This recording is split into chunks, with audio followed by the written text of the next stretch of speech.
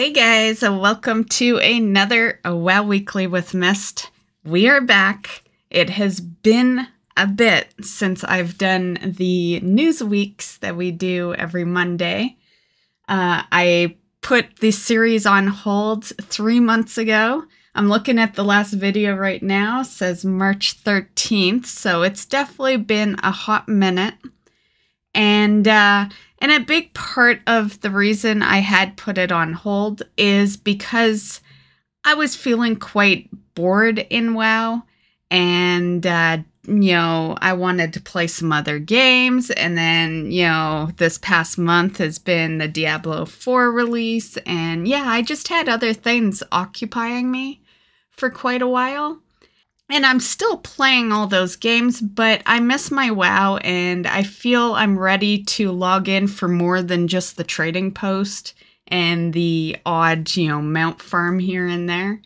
So, our Wednesday mount farming days is back scheduled into stream, although this week might be a little iffy. I have a lot of editing to do.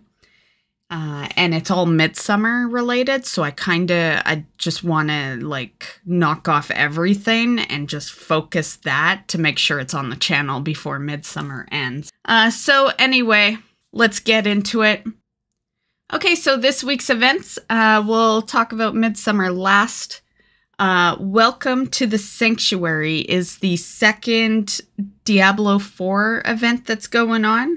This one is a experience and rep buff, so really good. Great time to be leveling some characters, especially with Midsummer. I will mention one thing with Midsummer, I guess. I just want to leave it to the end because I have other stuff to tell you. But with Midsummer, there's the pole dance you can do that will get you even more experience perks. So welcome to the Sanctuary.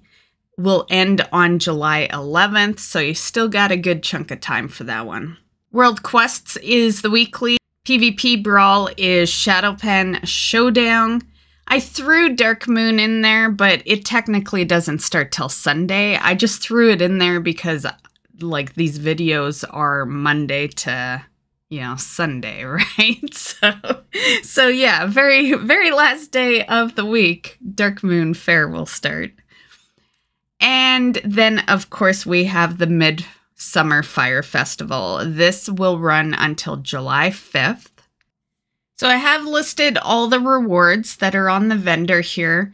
The new one for this year, yes, we did get a new one, so yay. But the new one on that list is the Flaming Ring of Flashiness. And basically it just, it puts on an explosive flash show. Yeah, it's it's nothing too special, but it's a toy, and it's worth 500 points. Also, and this right here, this is why I decided to bring WoW Weekly back, because I've been running this Twitter page for it, and one of my biggest things with WoW Weekly videos was that it takes so long to edit, right? So I thought, since I'd been running this on my Twitter page, and I update news every day for WoW over there, so I thought it would be a great addition to the news weeks and might be a little easier on my editing, because I'm kind of that person that likes to be thorough with everything I talk about in the WoW Weekly. So yeah, I'm not just a bullet point type news, reporter here. I definitely go into detail. So while we're at it, I thought I would just show you guys this. I threw this up in the community tab this past week, but I do have a bunch of stuff on the channel for Midsummer, and I don't know if you guys knew this, but if you go to where the videos and all that is, where it says all the columns, there's a search tab, and you can just type in Midsummer and hit enter, and then all my videos that have to do with Midsummer will pop up. Okay, so one of the big things that we got this past week for news is a release date on the new patch 10.1.5 Fractures in Time. So it's going to release on July 11th, which is pretty close, gives you a couple of weeks to do some stuff. And it's going to include the new Evoker spec, Mega Dungeons, Time Rifts, Warlock Customizations.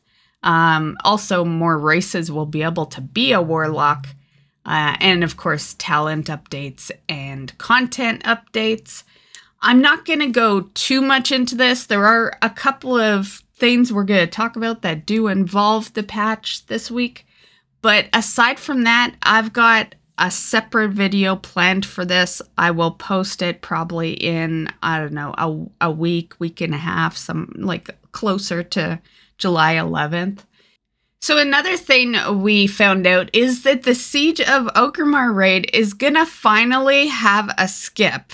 Now, this is a long time coming. I'm very fortunate to have the mount from there, but as someone who farmed Siege of Orgrimmar the way it's intended, I guess, I'm just going to say you guys are going to love having that skip. It is a long raid, even now with you being powerful, you know. I did get the mount before the level squish, but still, it's no which way you look at it. It's a long raid. Just you can get through it a little faster. You know, back when I did it, I don't even think you could solo one of the bosses. I remember there was one boss that you just couldn't solo yet at that time. So that is for the Kor'kron Juggernaut. I'll show him on screen here. And yeah, he's a very cool mount. I like it. For those that haven't started farming it, this one is a Mythic version mount, so you do need to run it on Mythic. Next, we will be also getting the Shadowlands Solo Que in this upcoming patch. So this one will cover all the raids. There was only 3 raids in Shadowlands. So Castle Nothria, Sanctum of Domination, and Sepulture are the first ones. And you'll be able to do the LFR Solo Que for that.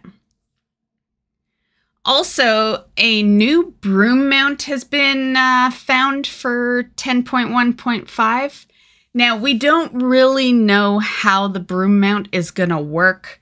As you can see in my post, I say, really hoping this isn't just an upgrade version of the temporary Halloween one. I would love to see a more permanent version. My guess is this might be a trading post reward in October. I'd love to see it also have the instant ability on it. I love the instant ability. That may just be me being used to my druid. My druid for years now just hops into flight instantly and, you know, boom, right? So I've always really liked the Broom mount, and it's really, you know, if you're not a druid, it was the only mount you could instantly hop on. And even for a druid, I guess it's the only, because like, I don't know, like, do you guys consider the druid forms mounts? You know, it's like, I use it a lot as a mount, but I think I still consider it a shape, right? Like exactly what it is. It's a shape form. But yeah, it would be nice to see it as a new mount. You know, we've been wanting the Broom to be permanent for a long time. It's also likely that that is the Broom from the event, and they just chose to give it an updated model and make it permanent. You know, that is also an option. If so, I will be farming the fuck out of that event. I've needed nothing for a long time, but if the Broom is permanent, yeah, I will start farming that again. So next, there is a sale going on. It involves pretty much all of the WoW stuff, minus the token. You know, token's never on sale. But you can get this transmog set here, and you can also get some games are on sale. WoW related and non-WoW related. And yeah, just check the site. There's a lot of stuff on sale, and it lasts till July 4th. A new update recently and is live right now is the Battlenet Friend Cap. So it used to be 200. It's now 400.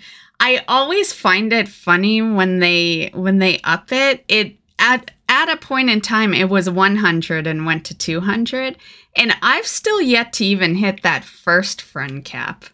You know, like I might, you know, I may be at. Let me look. Let me bring up. My friend cap's different for whatever reason. Oh, it's just showing how many I have though. Okay, so yeah, like I'm barely over 100, you know. I have 104 for friends, which is amazing on its own because I only talked to like maybe 5 of them. But that 104 is because I'm a streamer. If I didn't bring like the odd person in for an event or a mount run or whatever, you know, we do some events every so often for the channel, I'd probably be sitting more at like the 50 mark.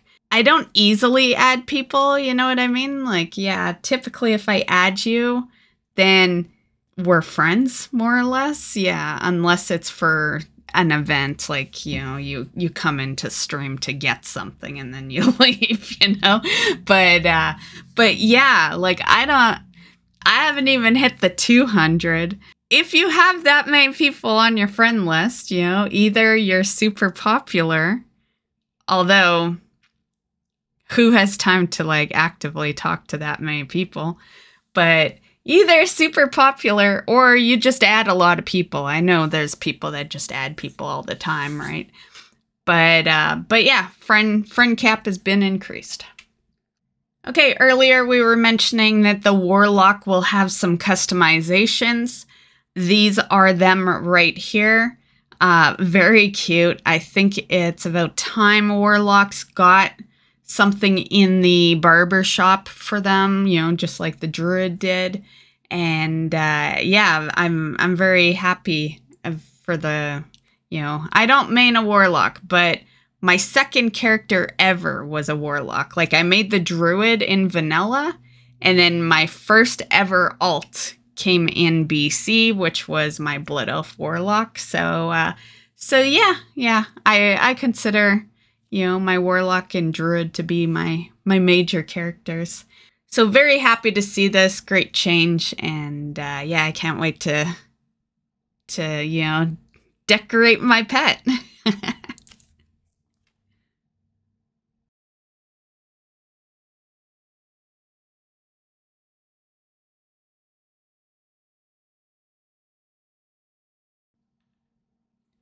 Okay, so there's been a few new battle pets that have been discovered for the new patch. This is the Titan Utopia pet, the Future Robot pet, and the Jeepers pet. It looks like we will get them through the time rifts, which I will be going over a bit soon in this video. But aside from that, not too much info on these guys yet. Okay, so next we have the Dawn of the Infinite Mega Dungeon. This is actually the 4th Mega Dungeon in the game. Our first one was Kara, which was, you know, redone and made into a Mega Dungeon back in 2016. Second one was Operation Mechagon in 2019. Third one was Tazavesh in 2021. And now we have Dawn of the Infinite Mega Dungeon. So Mega Dungeons are never normal or heroic. So this will be a mythic difficulty Mega Dungeon. There's going to be 8 bosses. So we got Chronicar, Manifested Timeways, Blight of Galakron, Iridikron. Okay. Iridikron, the Stone Scaled, Morchi, Tyr the Infinite Keeper, Time Lost Battlefield, and then Chronoloord Deos. Okay, so as for location, the location is out in Thaldraszus. It's the Temporal Conflux, right where you see that red box. So that's how you will get to this mega dungeon.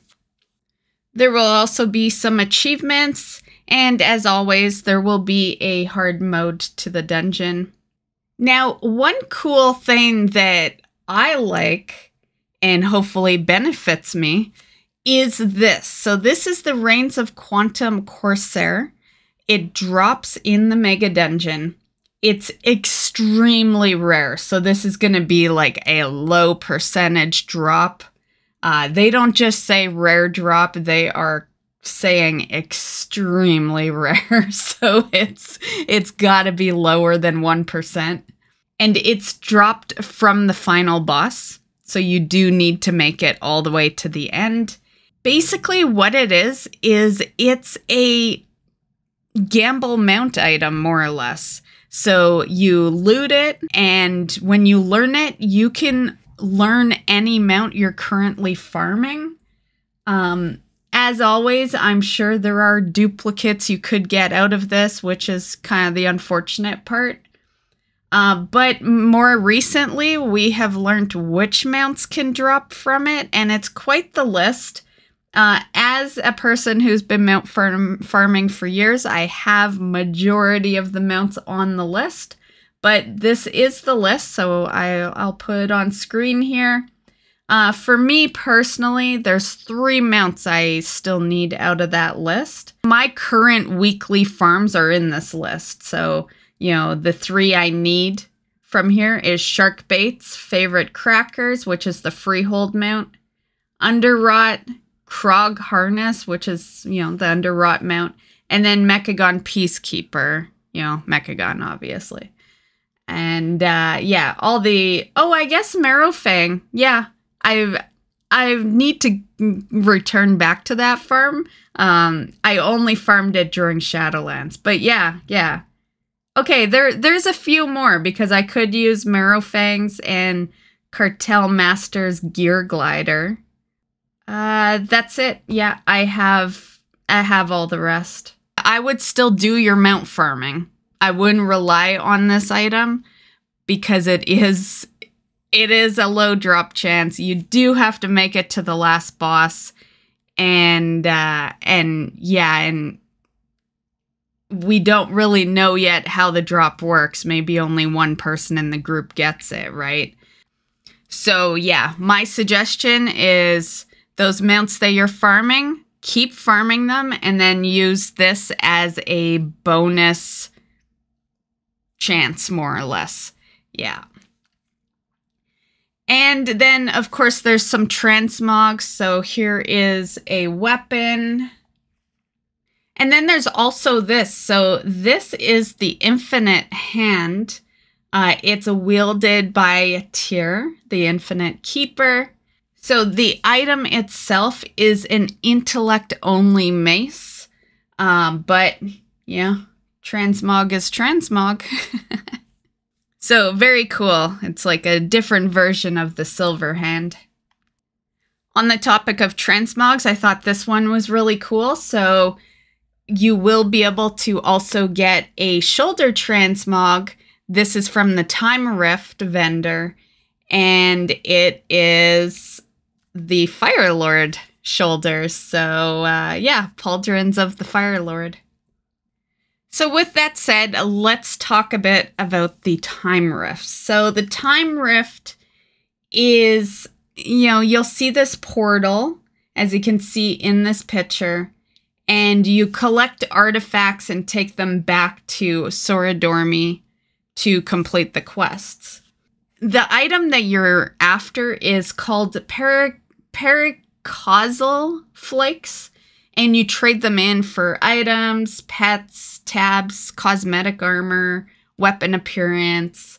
There's some mounts, trinkets, and some other stuff. So there's quite a bit of stuff you can get, which we will go into in a minute. And while the time rift's active, you just complete quests. There's achievements there that you can also do. The time rift will begin every hour on the hour. And once it's unstable, you head over to Tierhold Reservoir in Thaldraszus, where the veil between the time ways are. And yeah, just you mouse over the map icon that'll show up 5 minutes before the event. So very similar to the Goblin portals, because that's kind of how that worked. They would show up a few minutes before. Okay, so your vendor is going to be Baron Sliver, which is the Asmorn vendor. What you can get from him is some trinkets. They're 402 item level. And also there's the In Ruby pet, as well as some themed weapons and armor. So that's the timeline in which the Scourge and its plague of undead successfully overran Azeroth. Next we have Grill the Drill, who is the Azeroth vendor. He returns from Mechagon, so he might look familiar. And this is the alternate timeline in which King Mechagon's campaign to undo the Curse of Flesh and restore mechanized supremacy was never thwarted. You can get a 402 trinket off of this vendor, but more importantly, the Perfected Juggernaut, which is a version of the Juggernaut from Siege. And then also there seems to be an item called Killbot 9000. Sounds like a Blingtron. Next we have Sir Finley Murgleton. So this is the Asmerloth vendor. So we know where this guy comes from, you know, the Murloc timeline, the cutest part of all of Dragonflight. And he also sells some trinkets like all of them. And there is also a pet called Gildan on the vendor. Next we have Falara Nightsong. So this timeline has to do with the Burning Legion. She sells, once again, trinkets. So they're all selling trinkets. Some Legion-themed weapons. And then there's also a battle pet called Doom Rebel on the vendor here. And there's also a mount called the Fellstorm Dragon. Next we have Provisioner Cora. This one's from BFA. You know, she assisted us during the Enzoth assaults in Aldham. So that's a timeline in which the old gods, Black Empire, reigns over Azeroth. And she, you know, has some trinkets. Big shocker, right? Also, a mount. It looks pretty badass. It's a reskin. We have mounts like it, but it is the Sulphur's Hound's leash. And then the Jeepers battle pet that we're going over just a bit ago in this video, that's where you get that pet. And then next we have a Warden Krizik. So Warden Krizik is actually from Dragonflight. So Krizik is the Time Walker stable master that you first encounter in Dragonflight's temporal conflict. And her corpse encountered a second time during the Primalist future. And having avoided that fate, she now serves as the Warlands vendor. A timeline in which war between the Alliance and the Horde continue to escalate. So she sells some trinkets and a couple of mounts. Yeah, this is, if you're a mount collector, this is the vendor right here. Of course, they're all selling mounts, but she's got more. Okay, so for mounts, Horn of the White Warwolf, that's a Horde-only mount. And Reigns of Ravenous, a Black Griffin, is an Alliance-only mount. And, of course, there's a trinket on there. And also there's a faction-specific transmog on the vendor as well. And interesting fact, there's not much mentioned on it, but, you know, in the small print, it does say that there's a gift option. So it's likely you might be able to buy both of these mounts on the same character and then gift it to a Horde character. Yeah. Next we have Sorotis. So this is the lead Titan researcher, and she'll use her knowledge to assist us in preventing Alderoth, a timeline in which the Titans instill order with an iron hand. So her items on the vendor is, of course, a trinket. She's got a Utopian tabard, so, you know, the first one so far that's carrying one of those. And, of course, a mount. It's called the Gold-Toed Albatross. And then there's a couple of transmogs, the Titanic Hourglass and the Hand of Order. And then our final vendor here, since there is a bunch of them. But the final vendor is She Everbreeze. So this one is not associated with any particular timeline. She's just an extra vendor who sells some random stuff.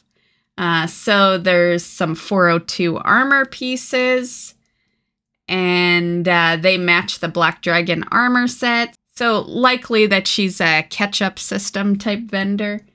So yeah, that is the list. Yeah, if you thought Dragonflight wasn't giving you enough mounts, this is the patch. Yeah, this is the patch for mounts, because there is a lot right off of this system. There's definitely a bunch of farming you can do for some mounts through that.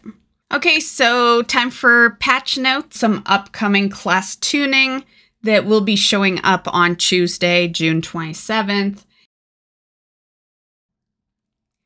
Also, we have the Swift Shorestrider.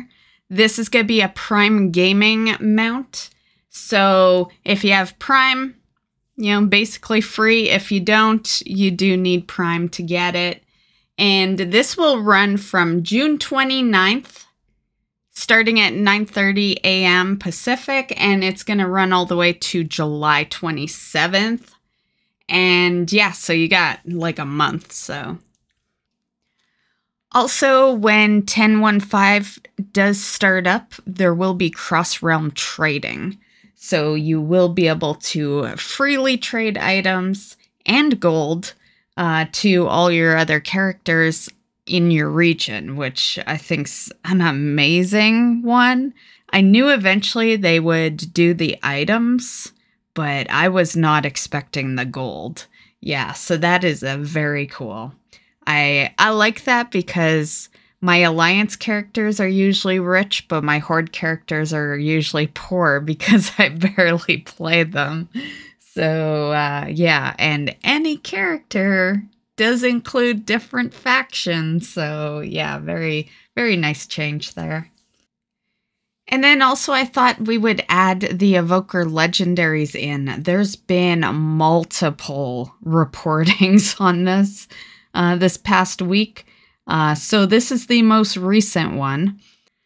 So at the bottom there it says your chances are the same with these three options in a given week: doing just heroic, doing normal then heroic, or doing LFR then normal then heroic.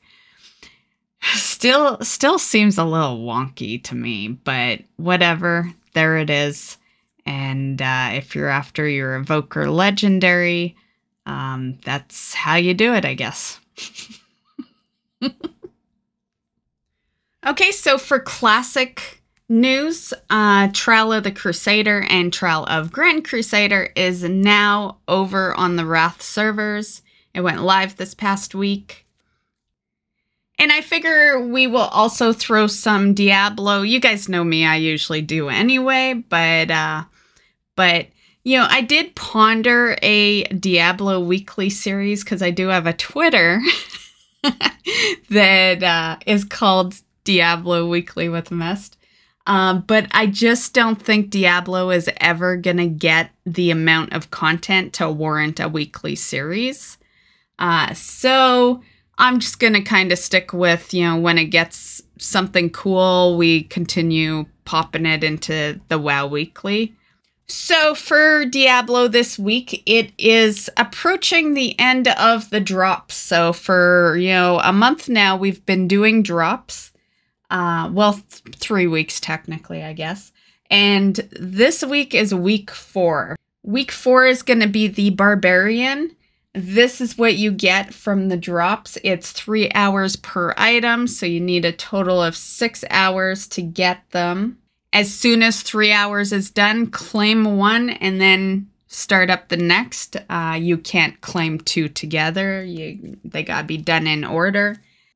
Just for the hell of it, I figured I'd promote myself a bit while we're at it. This is the final week as well for the Primal Instinct mount. So if you haven't gotten that Primal Instinct mount, my channel is valid for that. I will be live on Monday and Tuesday this week. And maybe the weekend. I got a bunch of editing, but I'm going to make sure to be live Monday and Tuesday for the drops to make sure my Diablo crew has gotten them. And so in the meantime, if you want to support me and you want your mount at the same time, I am one of the support a streamer content creators. So you can come into the Twitch channel. All you do is you gift 2 subs. Make sure not to be anonymous. Anonymous, it only tracks like names. So you have to be gifting them without being anonymous. So don't click the anonymous option. And yeah, you'll get your mount. And I'll get a very, very small amount of money, but some no matter what. It's a way to support me and get your Diablo 4 mount at the same time. The drops and the mount do end on July 2nd. So this is the final week for that. Okay, so what I've been up to and what I have planned. Well, since it's been 3 months, this is a return news series. So since it's been 3 months, we've been up to a lot, that's 3 months that I haven't done a WoW Weekly. Yeah, I have less to say when it's, every week. But in the past 3 months, we've been playing a lot of D4 all of June. Prior to that, I was busy recording and editing Breath of the Wild series, some Disney Dreamlight, and then, there were some betas going on for D4. We started multi-streaming, so I wanted to give you guys an option of where you can watch me and all that. So there is that now. I've set it up so you can kind of follow, I do my best that you can follow along with the chat from everywhere. And so with that said, you are able to watch me from YouTube, Twitch, or now Kick. I threw Kick into the mix last week. Those are the 3 major platforms that people like to be on, and I feel like we've covered our bases now with that. This coming up week, what I've got planned, Midsummer. Yeah, I'm busy recording and editing the rest of the Midsummer videos, and yeah, so that's what you can expect on the channel this week. And then Monday and Tuesday, I plan on doing the Diablo 4 stream, so people can get drops and the mount from Support a Streamer if they need that. And yeah, so it might be a minimal stream week. There's a high possibility that you only see me on Monday and Tuesday, just because, I do everything myself, and these videos are going to be a little time consuming to edit. Okay, so that calls it on WoW Weekly with Myst. Have a great week, guys, in WoW, and we'll see you in the next video. Bye, guys.